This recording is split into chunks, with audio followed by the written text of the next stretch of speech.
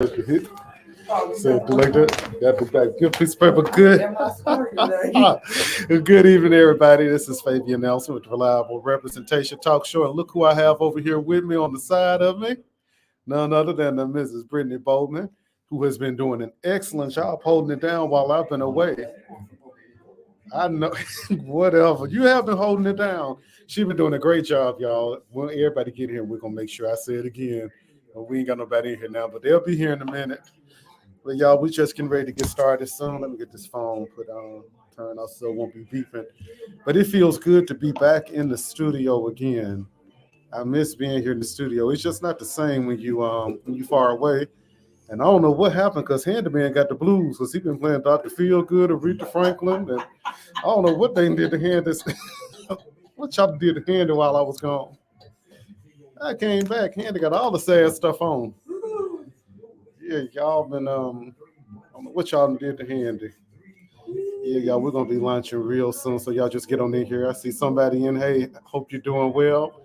And drop your name. Let me know who you are when you log in, so we can make sure that we send you a shout out. That's gonna be a very, very interesting show. I have a whole lot of stuff to unpack. A lot of good stuff. Let me rephrase it. A lot of good stuff to unpack. We're gonna leave the bad stuff where it is. Do you concur, Ms. Bo? All right, y'all. We're 2 minutes out, so we're gonna be getting going live in about 2 minutes. We're just trying to get everything situated. Let's see here. Oh, we started early tonight. Never mind, y'all. Yeah, we got an extra 2 minutes, so we can take another call tonight.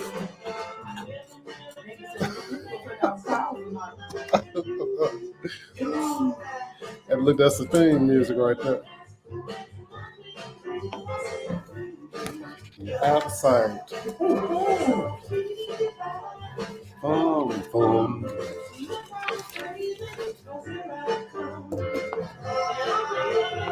This song never get old, does it?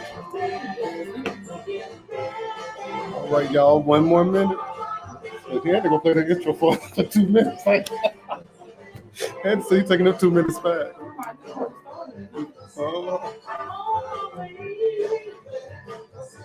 All right, y'all, here we go. It's 6 o'clock. For every Thursday comes to work 6 o'clock to 7 o'clock.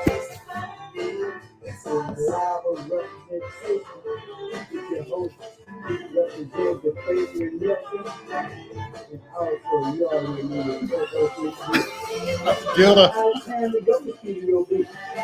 Your host of the motion. He's back live, y'all. Represented the favorite Nelson. All right, good evening from Studio B, and welcome to the Reliable Representation Talk Show. And I got my wonderful co-host over here next to me. Tell her who you are. Good evening, everyone. This is Brittany. Y'all, didn't Brittany do a great job holding it down while I was gone for 3 weeks?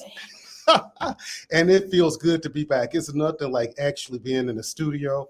And so just here around the energy and all of that good stuff. I was just telling Brittany, I don't know what y'all did to Handy, but y'all gave Handy the blues while I was gone because he's been playing Dr. Feelgood and all these blues songs. So me and Handy got to have a conversation, so figure out how we're going to fix what went wrong. So what we got going on today, Miss Bowman?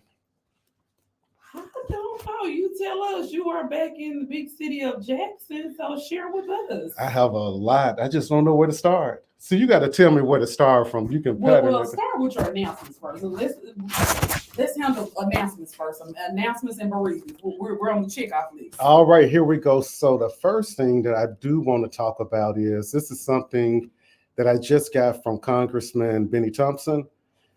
For those of you that were affected by the storms that came through Hinds County, April 8th through 11th, there is now FEMA assistance available.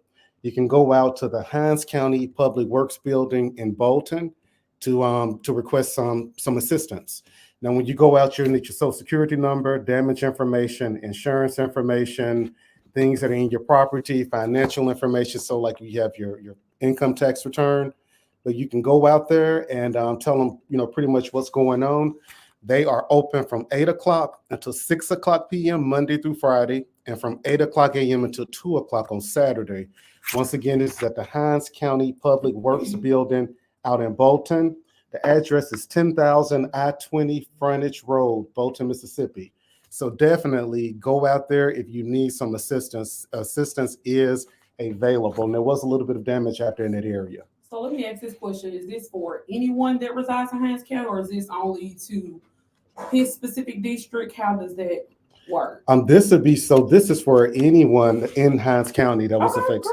Great. So what happens is, I know it was Hinds County and there were a few other counties that were included in this emergency declaration. I think it may be Scott and Rankin, but they can't come out to Hinds County. But but y'all got y'all's own. Let's have ours.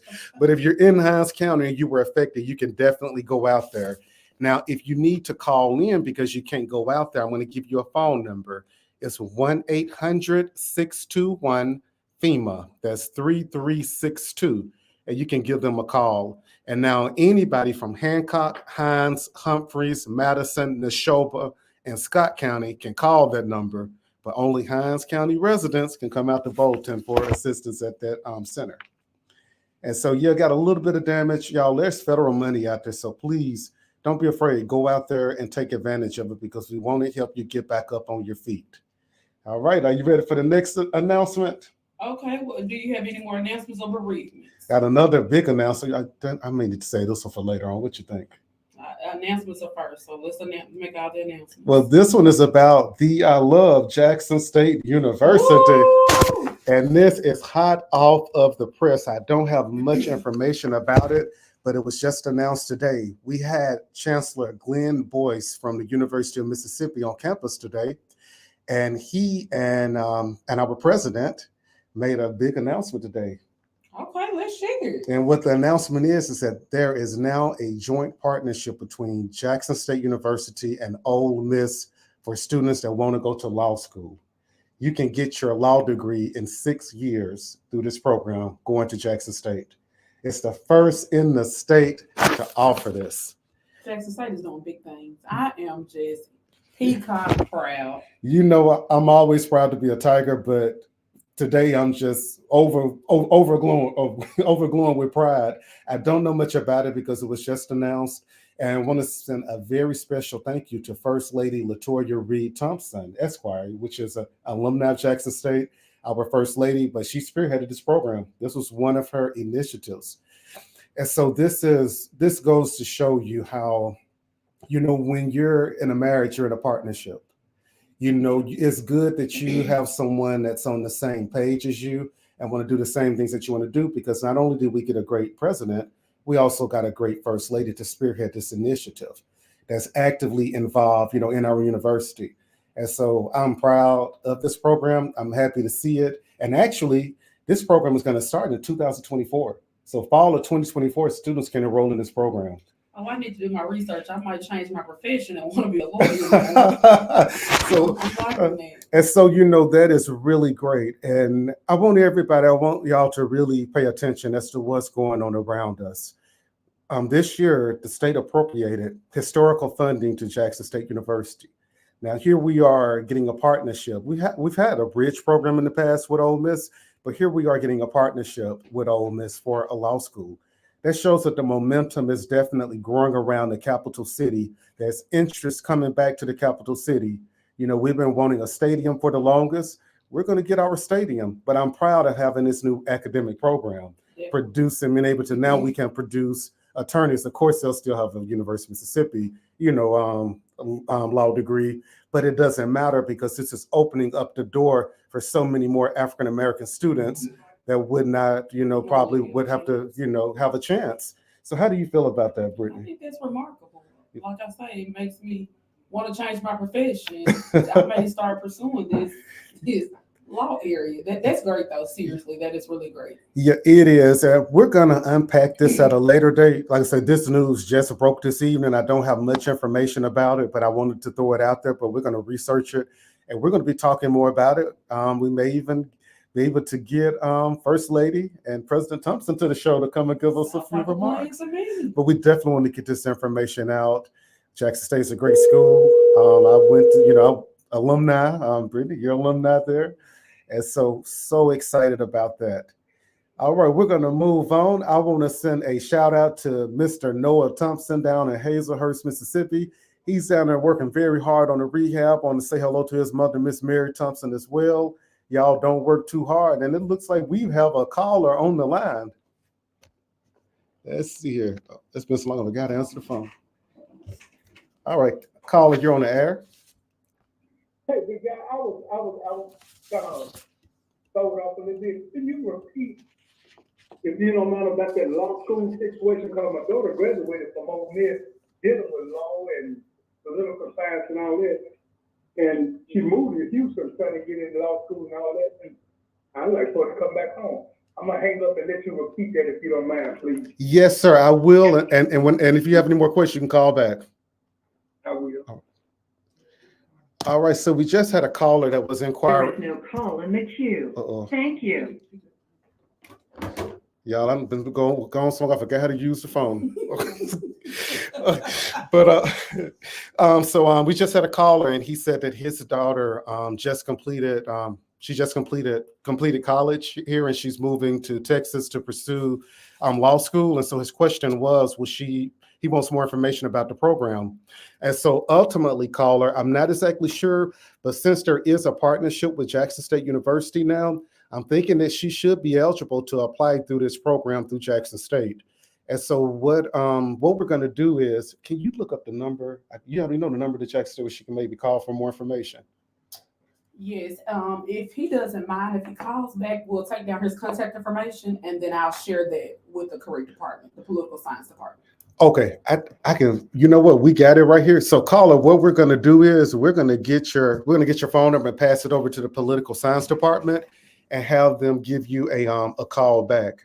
We're gonna figure out how to get it done. So we're gonna make sure we get on top of it. But thank you for calling in. And look, we want to get your daughter back here too, Jackson, because we want her to come to school here, and also we want her to stick around and practice law here in Mississippi. You know, we're losing so many young professionals to brain drain here. You know, because there aren't opportunities. So we definitely want to, you know, create a platform where your daughter will be able to come here. And here we go. Let's have a picture of it real quick. Okay, we're getting the caller's information. So we want to make a platform where, you know, our young professionals can stay here and live here. And so, all right, we got okay, hold on 1 second, y'all.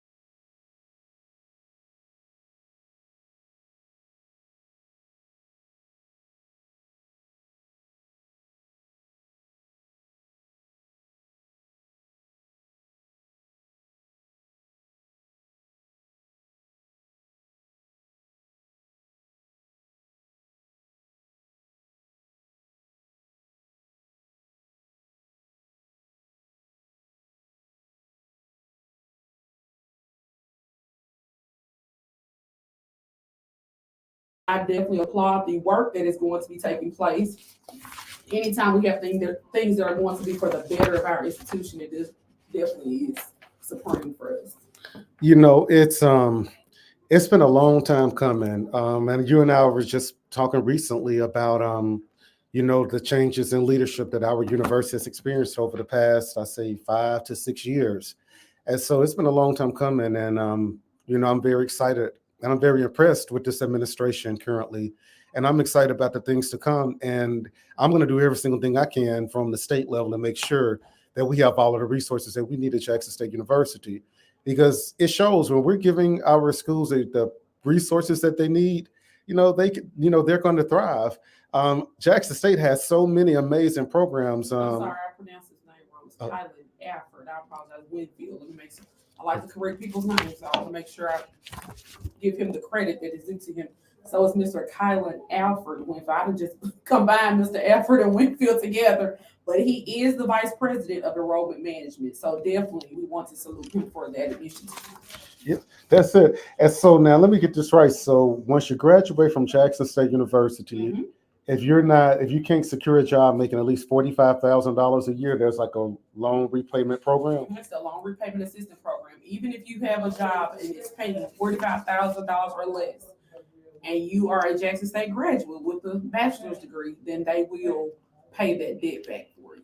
Wow. And look, we have another shout out. We have a shout out from the Nelson family. So we got my kids saying, "Hey, Dad. Hey, Miss Brittany.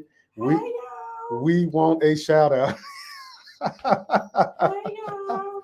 Hello, kids. How y'all doing? I hope y'all are doing good at home. Thank y'all for tuning in. And so that's a great program that Jackson State is offering. And I'm going to tell you, it's going to be the pilot because I guarantee you other schools are going to follow suit, which is a good thing. If other schools can follow suit, we want them to copy the good things from us. So that's really great. Some really good things going on at Jackson State University. All right. So we got the announcements out of the way. Now it's time to get down to business, Miss Brittany. Where we're going to start? You come with a notebook, some papers, so I'm not certain.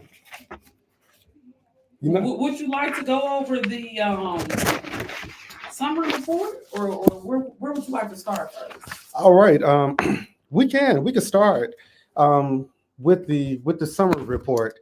So what I did, I went and found a report that was prepared by Jackson State University College of Business, and this was a study that was done on the economic impact of the Mississippi State Fair. This study was done back in 2022, and basically they were studying, trying to figure out, how much of an impact the State Fair had on our economy.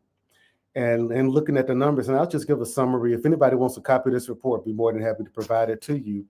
But just looking at the numbers, the economic impact ranged from $40 million, right at $41 million in 2019, to a low of $22 million, which was in 2020, which was during COVID times.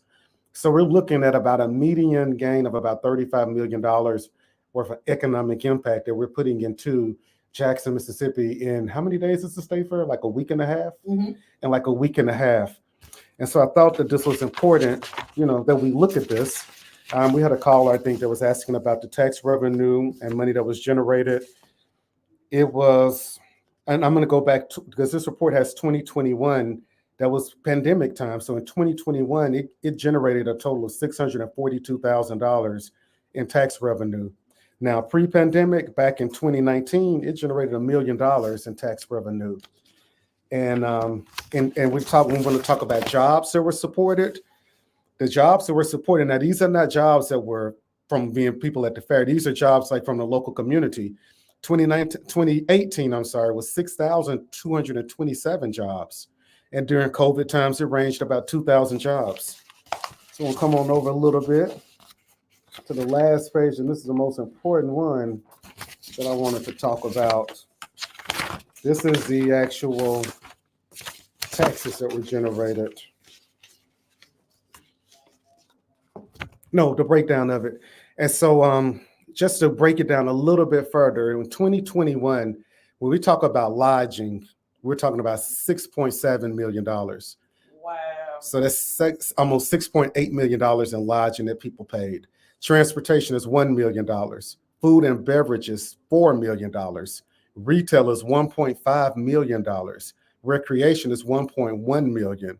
Space rental was $55,000, and business services were $1 million. So this is a total of $15.5 million in 2021, which is around pandemic time. And so I just want to kind of throw those numbers out there. Once again, I'm not trying to change anybody's mind or put an opinion out there, but I just believe in looking at numbers. And we look at the facts around things. The jobs, this created during the time it was here 1,000 jobs. $2.5 million payroll was generated with these jobs. People that were locally hired were 99 people. This were 100 people had a job for a week and a half.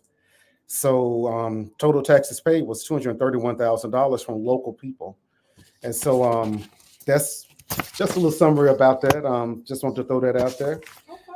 Yes, so we got that out the way. Yes, Uh-huh. that was very interesting. Yeah, So I'm gonna definitely read this. Yeah, also call in line if anybody got any questions, comments, concerns. Phone number 601-948-5950.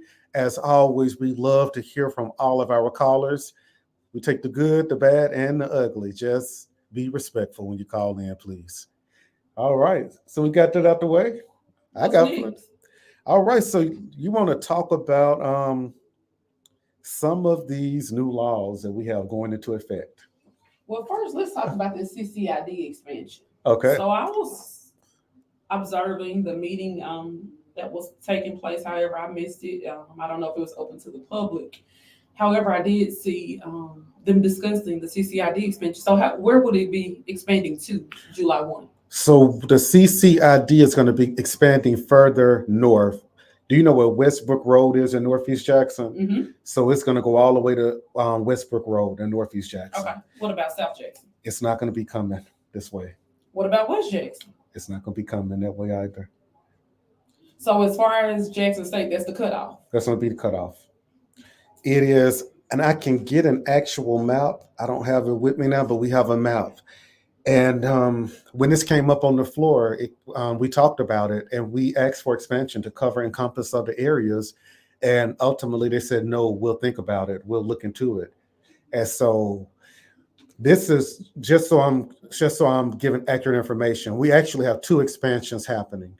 We have one expansion happening now. Well, in 2025, we're going to have another expansion happening. So we voted on the expansion for 2025 this session. And so what we were saying, since this expansion isn't happening until 2025, can we go ahead and include more area in it, which we were denied ultimately.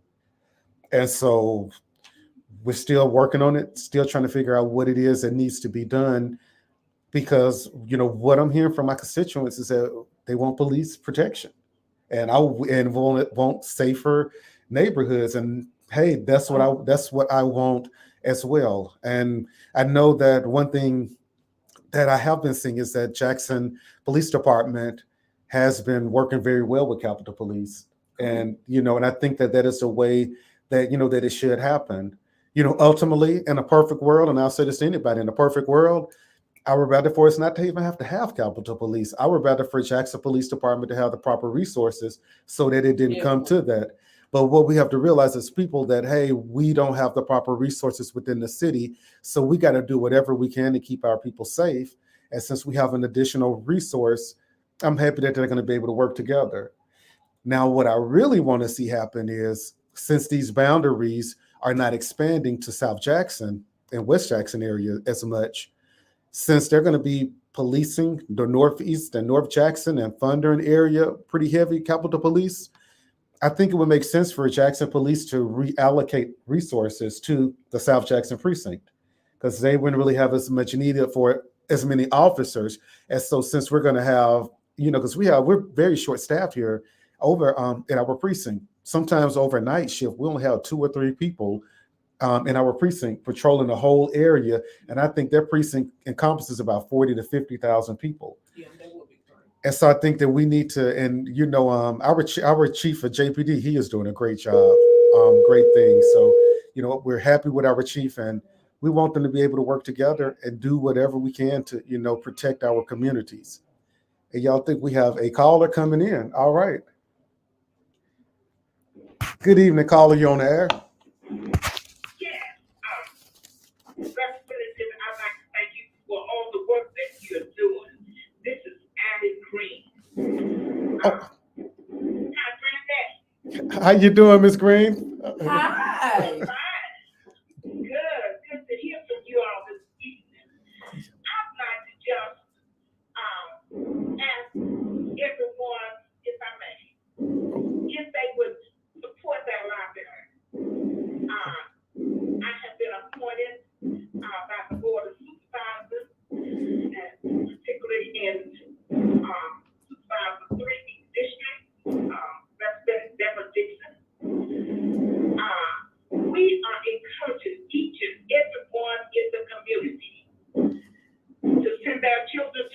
library charities so that they can check out books, get a library card, and as I think it's a new day on technology. We want our seniors to learn how to do emails and all of the social media. And so we'd like to encourage the community to get busy, fill up those libraries, and make sure that they get library cards. Thank you so much for this opportunity. Making sure that we keep the community abreast on what is going on in our community. Yes, Thank ma'am. you so much. Miss Green, look, it's always a pleasure. I got one more question for you, Miss Green. Yes, sir. Now, you said carry the kids to the library. Can they wobble to the library too? They want to do whatever it takes to get to the library. Tell us how they can get to the library. Yeah. And if they're going to wobble, it makes sure that Arthur don't get, make sure Arthur move around. Thank you so much, Miss Green. It's always a pleasure. Thank you so much. We thank you so much for all that you're able to do, along with Miss Brittany in Raymond, Mississippi. That's right, Miss Green. We holding it down. We appreciate you so much. Thank you. Yes, sir. I want her to encourage everyone from Raymond, Mississippi. We want to push that number of participants in Raymond at the library. All right. Gotcha. We got you, Miss Green. Thank you. Thank you. All right. Well, thank you, Miss Green, for calling in. She said they go wobble to the library. So I'm glad that she called in to reference to the library.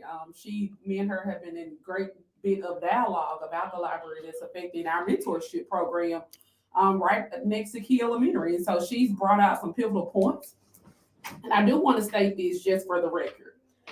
People tend to get the notion that in some instances, those who do not know me very well, that it's a debate or it's argumentative. I always state I want to do what's best for others as well as myself. So when I'm stating my faith to claim in regards to the library and other issues, it's because it's supported by justifiable evidence. It's not an opinion, it's facts that I'm coming to you, presenting to you, to tell you the need that has either I have observed or either has been brought to my attention. So we want to make sure that we're addressing that. We continuously to pass the buck to say it's someone else's responsibility. That may be very well true. However, if I'm sitting in the seat as of today, it is my responsibility to make certain that I'm doing the job that I could possibly do, exhausting every means necessary to make certain that I'm fulfilling my obligations. And I get it. I'm in a position now, something happened before me, but my supervisor doesn't want to hear that, oh, Brittany's going to handle it based off someone else. He wants to know what remedies can I provide to alleviate this problem, mitigate the issues that from reoccurring. And so that's my position about the library. And I totally agree. Get your kids active into the library. Get them reading more. Our reading scores, Fabian and I were discussing, they are giving the third grade gated read test to gauge how many more prisons they need to build. It's not to test your child's knowledge. That is the thing that they put out to confuse us. As they always say, put a book in front of African American and we won't read it, so we'll never know. However, get your kids acclimated with becoming familiar with reading. You learn so much just simply by reading. You know, that's it. I can't echo that enough. And, you know, one thing I do want to say, I want to get on you about real quick. And, you know, don't apologize for doing the right thing. Because what we have going on right now is when we have conversations, people want to be pretty. True. And talk about the good things, but we got to start having those uncomfortable conversations in order for things to change. Sure. Now, if everything was good, then we need to be having good conversation. Oh, yeah, it's so good, the library system good, but no, we need to talk about what's going on. And one thing that we see happen commonly, and it's not only in politics, it's just in life. When something good happens, even if you're not a part of the process of it happening, you're ready to take the credit for, oh, we did this, we did that. Definitely. But when we get in a situation that was bad, we don't want to take responsibility. The only thing we're going to say is, well, it was like that when I got there. Correct. But, you know, and in running for office, and I knew when I ran for office, I knew the problems that we were facing here, not only in Jackson, but in the other cities I represent. I knew the issues that we were facing. And I said, you know, one thing I told everybody, I'm not going to get in there and say, well, it was messed up when I got here. I'm going to come in here, I'm going to take ownership of it. So whoever messed it up, that's not my business. I don't care who messed it up. I know that I'm here now. What am I going to do to fix it? That's it. And so that's what we got to start doing, saying, hey, because if you're running for office, that that's just like that's just like the church. If you go to the church and you just the sinner of sinners, and you're the worst person in the world, and you go to the church, and the church is not going to say, well, get out. We're not going to do anything to help you. Church's job is to accept you as you are and do what they can to make you better. So when you're running for office, you're accepting the job as it is. You're accepting the community as it is. And you're the bright light, or you're supposed to be the bright light that's coming in there to fix it. Now, it's not going to happen overnight. I wish it could, because I would sleep better at night if that could make it happen over. But it's not going to happen overnight. But you can't give up, and you can't keep on passing the buck. Correct. Because I'm going to tell you the issues that we're having right now. Let's talk about Jackson Water. Jackson Water didn't just fail in this current administration. Jackson Water has been going downhill for a very long time.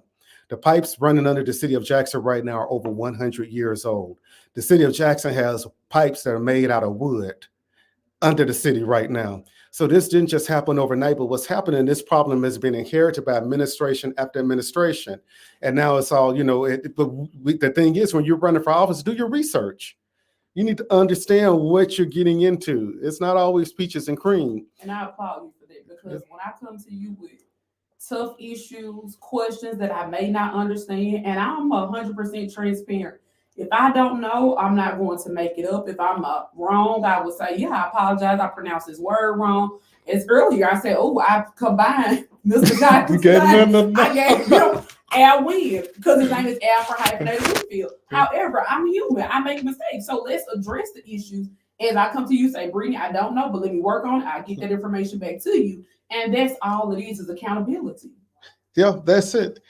Leadership is a very lonely place, and people have to understand that when you are leading and when you are a true leader, you're going to have some people that are not going to agree with you. They're not going to like you, but you got to always remember why you're doing it, and you can't get sidetracked, because I see that happen to so many people. Have good intentions, get sidetracked, and then we're in the situations that we're in right now.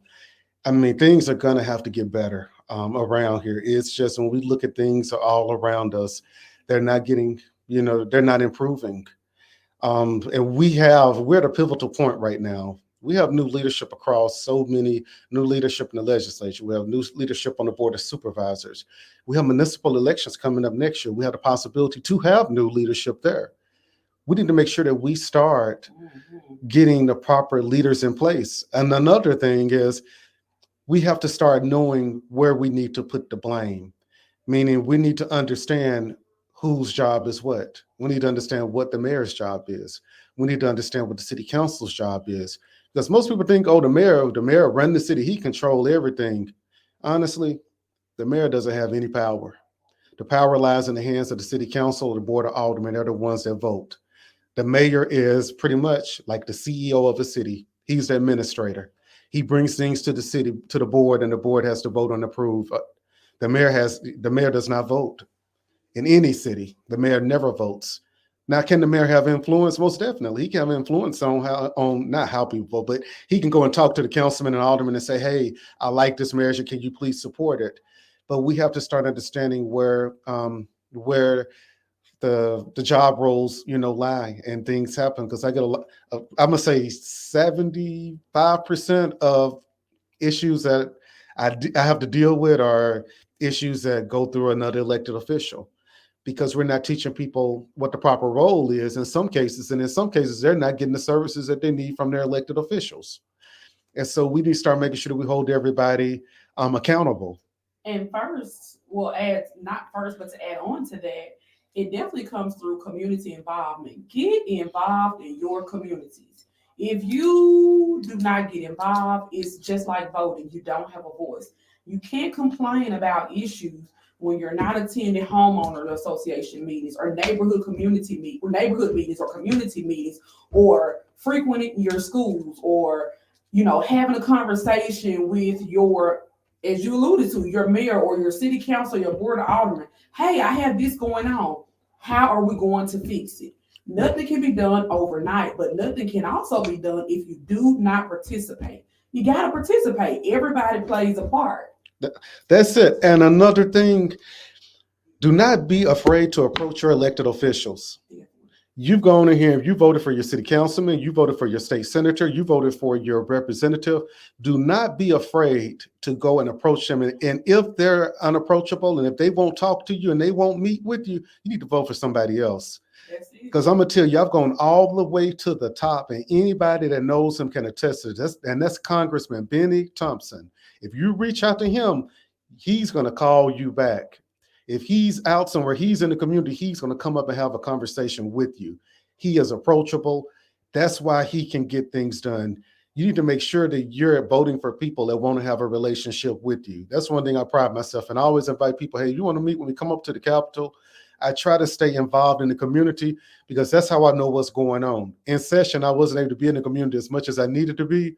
Now we're out of session. In these past few weeks, I've learned more than I learned the whole time I was in session from people in the community. They're going to tell you, they're going to tell you where to find Bigfoot. They're going to tell you where Tarzan is, Chewbacca is. They're going to tell you, and y'all say I'm nosy, but hey, we need more nosy elected officials. I want to know what's going on in their districts. I want to know what's going on. I want to know if the police are going out to, to a house in my community. I want to know that y'all are having continuous problems in this area so we can figure out what it is that we need to do. You know, we had a few of my neighborhoods where we were having break-ins where they were like breaking in cars out in Byram. And we had a few incidents like that. And I reached out and talked to the police chief. I said, Chief, what are we going to do? He said, what we're going to do is the areas where we're having, the break-ins reported, we're going to up the patrol. And we send out alerts to people, text messages and things saying, hey, security measures, make sure you lock your valuables up, make sure you turn your lights on. And so it's all about being involved in your community so you can know these things when they can occur. And you said something very pivotal, Brittany. Get involved in your HOA meetings, your neighborhood association meetings, your community meetings. Get involved in these things. Your school. In your schools. Get involved. In your schools. And speaking of schools, that was a trigger word. You just triggered me again. And I didn't hear, can you bring it wasn't this show, it was another show I think you were listening to about something about education. Can you bring that back around? Or do you want to bring it around? What you want to talk about? Let's talk about education. I love education. I'm an advocate for education. Like me, I'm hands down for it. I didn't bring my education receipts today, but I got some of them are here. So let's talk about what we can. All right, that's it. All right.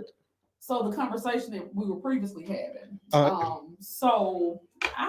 Recently this week I heard a conversation about education, and the conversation spiked my interest because it was stated that the reason why some of JPS schools are closing is because money was not appropriated to the school district. So you can't fault the school superintendent. You have to fault the legislator. And to me, it was because, I try to stay in my lane, and legislator, that's not even my lane. I don't have a clue. That's like speaking a foreign language. I need to be in a remedial course for this. So when I heard this, I said, oh, wow, I did not know that. Because in my mind, I'm thinking, my assumption now, school closures are based off demographics. It's just a whole array. It's an onion that has multiple layers as the reason why school closures. But I did not think it fell on the legislator, the reason why the schools are closing, because enough funds were not appropriated. I thought the funds were appropriated. The superintendent and his staff members delegate how they spend the money. And once the money is gone, and if it hadn't been appropriated wisely or to the schools, then that's the reason why the school closure. Again, we know that enrollment will decline if there are certain poverty-stricken areas, but I did not know that. Went back to you. Can you kind of elaborate on that? Yeah. Or is that true? Yeah, most definitely. And let's see. So ultimately, I guess let's start with breaking it down so people know exactly what the role of legislators is. Okay. So what we do is we ultimately we make the laws. Okay. We vote. We change the laws if they're not good laws, and we deal with state budgets. We appropriate funding to state agencies. Of course, education, Medicaid. Okay. So the thing is, yeah, that's absolutely correct. That's our job.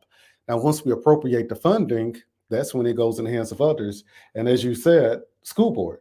Okay. So when we appropriate the funds, it's up to the school board as to how the funds are utilized. Okay.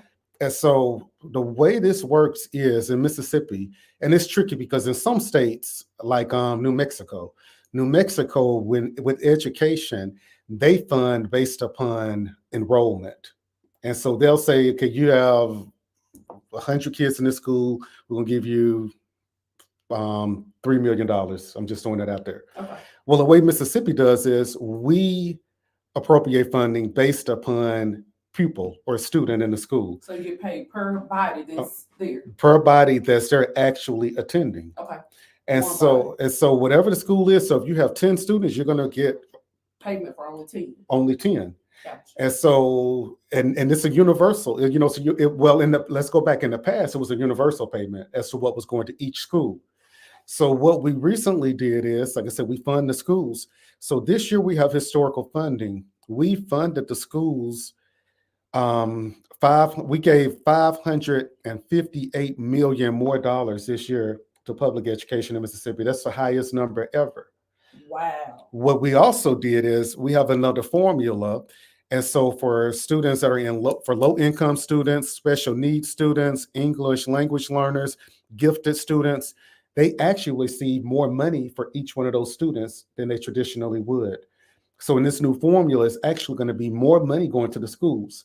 Now, the thing is, we have no control over how many students are going to any particular school, meaning if there are only 50 students at this school, we're only going to fund for 50 students. If it's 1,000 students, of course, that school is going to get more money because that's the model that we have deemed appropriate. Now, when it comes to how the money is spent, we don't have any control of that. That goes all the way back down, like we were saying, and we're going to talk about, and not picking on Jackson or Jackson Public Schools, but that's the easy one that we can talk about. Let's go back to Jackson Public Schools. So we have a school board with Jackson Public Schools. How was the school board chosen? By the mayor, correct? That's correct. Okay. How was the mayor chosen? By the people. By the people. So that means, okay, so our mayor is the one that's appointing school board members and it's, you know, and the superintendent. So ultimately, legislature, we have no control over who sits on the school board. So with government, there are many different levels that we have to understand. And so we have to stop just pointing the finger at one person. Is this person's fault? Is that person's fault? No, we got to figure out, you know, who's in charge of what. And the legislature, like I say, we really, ultimately, we are pretty much, you know, making sure that counties have the money they need, state agencies have the money that they need. Our people have the laws to protect them. Okay, so thank you for explaining that because I definitely wanted some more explanation or knowledge in regards to that. And let me put this point out. I know a lot of us, well, not a lot. Well, yeah, that's a fair statement to make fair assessment. A lot of people tend to place their children in charter schools because they're tired of no response with JPS or Hinds County or Clinton, whatever that school district is. You all, that's not the answer. You are supporting someone that cannot in return support you. Place your children in public schools and go and see after what should or can be done. That's the best appropriate measure because most of them, they'll go to a charter school, then they'll return right back to the public school. Well, that money does not return with that student. So now you've taken out money from JPS, Hinds County, Clinton, wherever, for your child to go to a charter school, and charter is not private. And I think people are getting that confused. Public. Public, I'm sorry. So people are getting that confused thinking, oh, well, you know, that's a better opportunity for my child. In actuality, that's not. If you follow up and pursue with that public education and support your teachers and your educators, you know, because no matter what area they are in or role, they are doing, most of them, now I can't speak for the whole general population, but most of them are doing the best they can with what they have to work with. It's just like, you know, when you're starting off as a new mom, you know, a single mom, dad is gone. So now mom is just fighting it by herself with what she has. It's the same formula when it comes to our educators. And a lot of them do not perform well, but that's because they're not supported. And when you don't feel like as if you're supported, you're defeated, you're not going to perform well. But if they feel that you care, you're there, and you're concerned, they are going to perform better. So let's start supporting our school districts a little bit better, in a better instance. And if you don't like what's going on with Dr. Green, the school board, Dr. Sanders, the school board, you have a voice. Go to those school board meetings, as you know, Representative Nelson alluded to earlier. State what your issues are. You know, same with the city council. Go for public comment. I had a conversation days ago with Dr. Grizel, Councilman Ward 4 stated some issues. And his first response was, you are entitled to come and speak during public comment. So take advantage of those opportunities. And if you feel like you're not still being heard, I always think that written communication supersedes, because I have that documentation. So when I'm coming to you, I have those encounters or conversations that we've had, and you fail to acknowledge it. So and it's not public embarrassment when you're calling people out. It's really just calling you to the table because you have failed to adhere to what I have already acknowledged to you. So I'm just publicly making it known. You know, as elected officials, we work for y'all. Y'all, I mean, y'all our employer, y'all our boss. And if you're, I mean, no matter what any elected official will try to tell you, at the end of the day, y'all pay our salary. Y'all put us in office because y'all vote for us. And so whenever we're not doing what we need to do, y'all need to speak up. Because when we go to work, our boss gonna call us out on the job and we're not doing what we're supposed to be doing.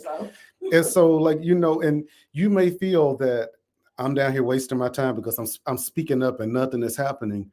No matter what, whether they act on it or not, guess what? They heard it. Mm-hmm. They're going to continue to hear it. Mm-hmm. Other people are going to continue to hear it. Yes, I guarantee you, there's some people listen to us on the radio right now that feel the same way that we do. Mm-hmm. And they're like, wow, it's resonating. That's how we get change, is by speaking up. There's so many issues in this past session I spoke up on, and bills I, didn't want to pass. And ultimately, they still ended up passing. But what do I look at? I said, well, you know what? At least I got to put my 2 cents in. Mm-hmm. At least I got to go on the record and say how I felt about it, so that if this comes up again, they're going to always remember, hey, that's how we change your perspective. Because when we sit by silently, we're just as bad as the people we're just as bad as people not doing anything. If we're not calling them out on them. If you're not calling the person out, they think they're doing a good job. They do. If you got a child, your child coming to the house at midnight every night and you never say anything to them, It's simple. It's okay. they're going to keep on doing it. So we got to start making sure that we call people out. Go to the meeting. There's power in numbers. Yes. I mean, it's just, I could talk about that all day. There's power in numbers. We got to start showing up and fighting for what we believe in. Until we start doing that, we're not going to get change. We have elections coming up, municipal elections, all municipalities. I'm interested in seeing, what the ballot is going to be looking like. Make sure we do the right thing. Hold on, we have a caller calling in. Hey, caller, you're on the air. How you doing? Hey, doing great. How are you this evening? I'm just fine. Enjoying listening to your program. Thank you so much for disseminating this information. Oh, thank you to so the much. community and educating us the way that you are. I appreciate that. Thank you so much. I wanted to say this. It appears to me, and I know I'm not wrong, but it seems to me politics works for every other demographic in America but the Black American. We have to advocate for everything that is of any substance. Our politicians will see things are not right with our people, and if things are not going well, in our schools and or in our community, and they literally put on their head, they do have a job.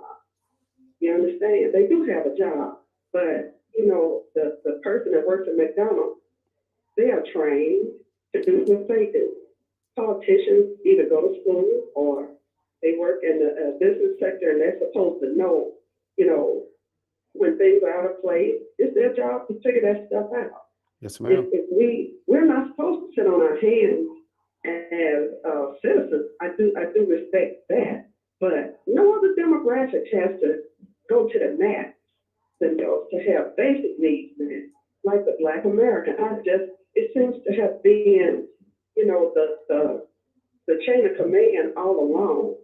We don't get nothing that we don't advocate for, and we have to advocate for every other day. Yes, ma'am. Before any change comes for us. So I just don't understand. Yes, ma'am. You're speaking the We truth. ask for one thing, we get another. We get holidays, we don't get economic redress in the country. I mean, our race of people have fallen apart economically, and it's because of economics that you have some of the dysfunction. Mm-hmm. I just wish somebody could address what's the difference between our demographic and the other demographics. And when I say demographic, I don't only mean other races. I mean, you have the LGBT community. They can get change. You know, their numbers aren't greater than the numbers of in the Black community. But they can get change and we can't. I'm talking about substantive change. Yes, ma'am. Yes, ma'am. And Thank you. yes, ma'am. We're gonna unpack that. Thank you so much for calling in. Thank you. Have a good. You know, that was thank you so much, caller, for calling in and just kind of opening up this pathway. I'm gonna give everybody a fun fact, and people probably already know this. Mississippi has the largest African American population per capita in the country. Guess what else Mississippi also has, Brittany? What? We have the highest number of African American elected officials in the country, right here in the state of Mississippi. I believe it. Why can we not get the change? The caller asks, why can we not get the change, or why can't we have what it is that we need? That's a great question. And this is my observation from what I've seen. I see so many people in office that just have kind of, and don't get me wrong, we still have a lot of good people in office, but I think people just have given up on the fight. Definitely.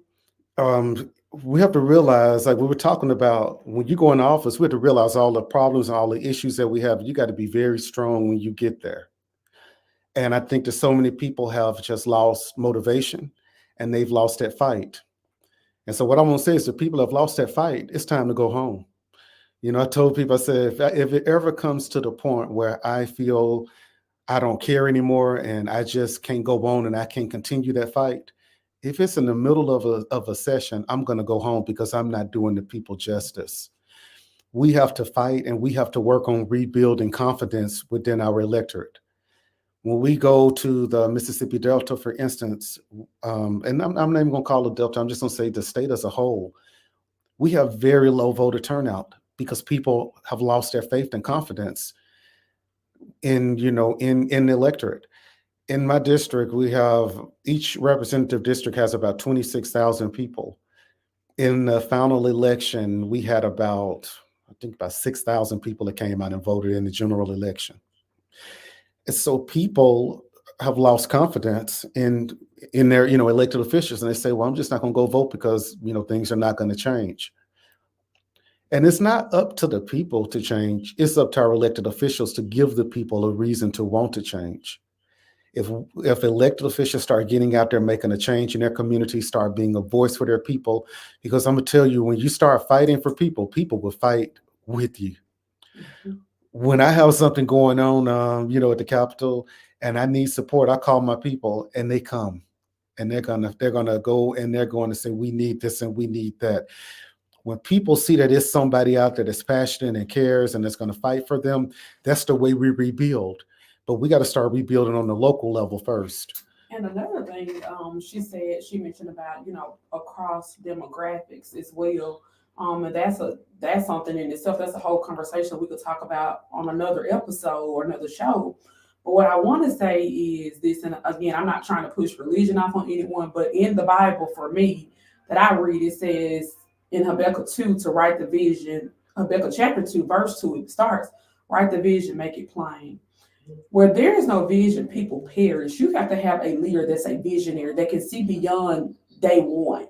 Because as you alluded to earlier, things are not going to change instantly. But I'll use, for example, West Jackson. Prosperous, beautiful, everything. Metro Center was the place to go. It sure was. I'm talking about, had your little pictures, had the little background, go, everybody. Diamond Gym. Yes. And all of that went. But you know what that goes back to? People stop taking pride in their community. And when I say community, I'm not just referring to the neighborhood in which you reside. I'm referring to in the area. If you take pride into where you are, what it is, stand on what you believe in. I used to have a teacher when I was at Bailey Magna High School. Sergeant McCray used to always say, if you don't stand for something, you will fall for anything. You need leaders that will stand up. Again, my observation, we just keep recycling people. It's a popularity contest. Whoever is popular at that time, that's who I vote in. I may not like Fabian, none of his beliefs, but if he's standing on business as it relates to the role that he's getting elected in, I care nothing about it if I like Fabian personally. I need him to get in and work because he meets the qualifications for the job. It's not about how well Fabian dresses, where Fabian lives, who he hang out What with, church he goes what to. church he goes to. That doesn't mean anything when it comes to working. And I mean, the caller addressed so many bullet points and then just that one conversation. I can go here. You go to North Jackson where African Americans live.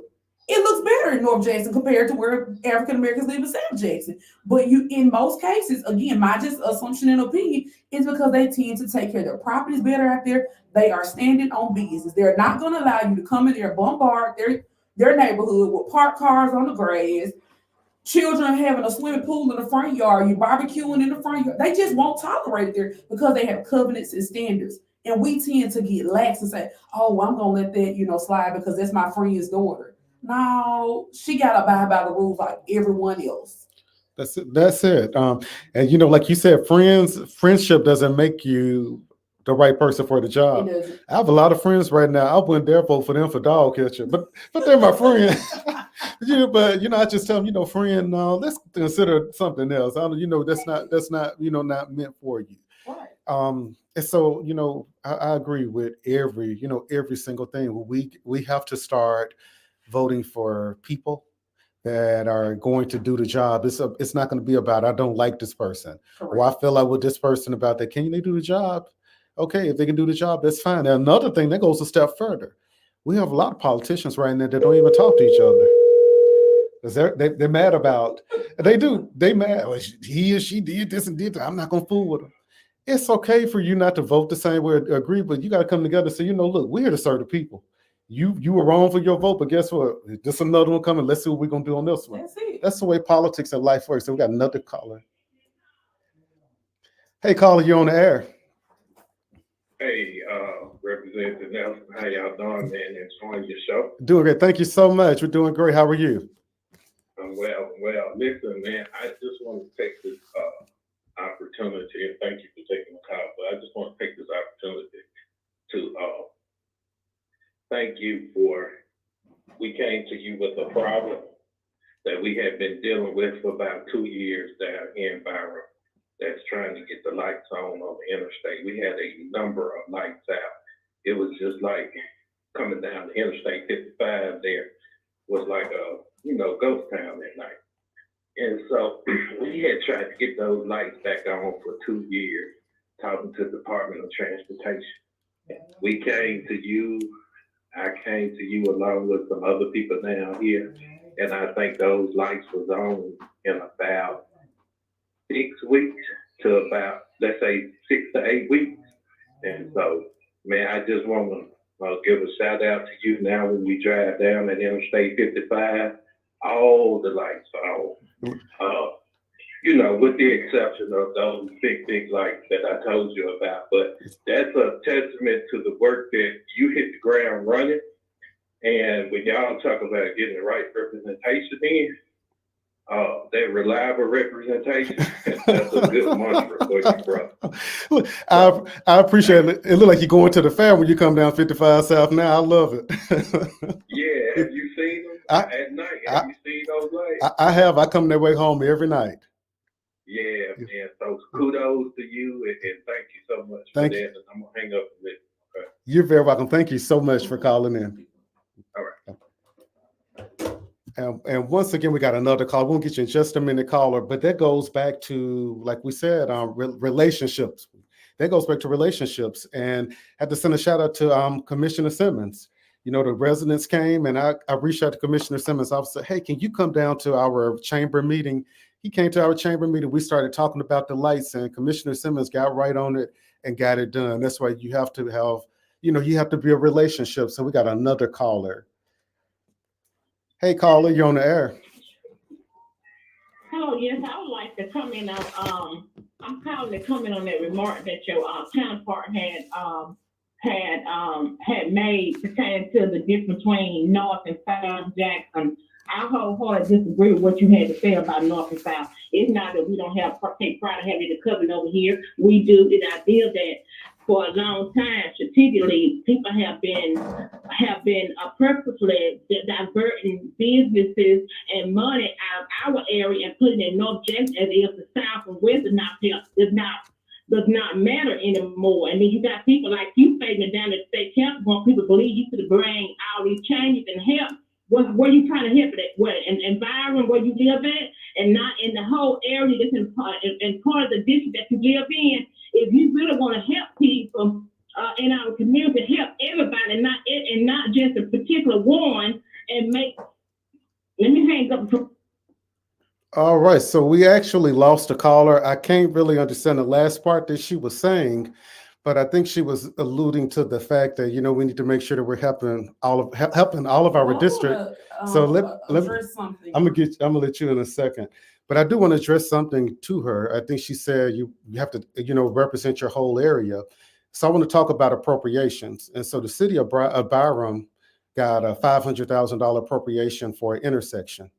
Well, let's talk about South Jackson. We got $1 million appropriated to South Jackson to do some repairs on streets.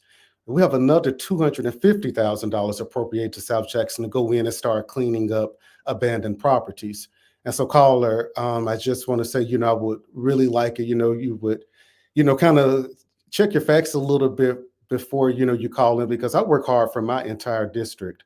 And, you know, it's very disappointing when you're, you know, someone call and make accusations that you're not. And I'll be more than happy to have a discussion with you, as well as send you the appropriation bill so you can see the money that is coming into South Jackson. And Ms. Bowman, you can take it away. So my only comment was that I'm not stating that people in North are getting more or taking less pride, neither that, because some areas of South Jackson are affluent. However, what I was stating is some areas have covenants. And so with those covenants where residents live, they tend to take more pride in there. You can't easily move in and just have cars parked on the lawn versus a neighborhood or a subdivision that does not have it. So if my message was misinterpreted, I do apologize for that if you misinterpreted that comment. However, I'm just stating obvious facts that I see when I commute through the city on a daily basis. Again, we're all human, we're all prone to mistakes. However, when I'm stating something, I'm stating what I observe. But again, we can agree to disagree. That's not going to change the facts of the matter of what is existing here in the city of Jackson. And again, if you want to help us out, we're always looking for people to help us out in any area, any magnitude that you feel that your services will be best needed at. And to the caller, I want to ask you, if you can, please give us a call. Tune in next week and give us a call back, because I kind of want to unpack that a little bit. I'm going to bring the list of appropriations as to what the state appropriated. And you can also look online and you will see that this year Jackson got a lot of money appropriated from the state of Mississippi. We got historical appropriations, not only for the city of Jackson, but for Jackson State University. And Jackson State University is located in West Jackson, correct? It is. So the heart of West Jackson, probably what keeps West Jackson booming and thriving. Yeah, that's it. So caller, we definitely want to unpack that with you, because you do have people that are down there working, you know, working hard for the city every day. But look, we're gonna let Handy take away some calls. Before Handy takes us out, candidate Tim Henderson is having a listening session. So to those callers who are available, they started at 6, but it's going on right now at Emmanuel Baptist Church on Cooper Road. So definitely drive over and weigh in and share your observations and concerns with him, as he is one of our mayoral candidates. Very, very important. Go out and see what he has to say. And look, thank y'all for tuning in. It was a great show. Feels great to be back in Studio B with Ms. Brittany Bowman and the one and only Handy Man. Handy, you're not going to have the blues next week. We're going to cheer it up, right? Handy been doing a good job. All right, y'all, we getting on out of here. Thank y'all for tuning in. It was a very, very interesting show. Signing off.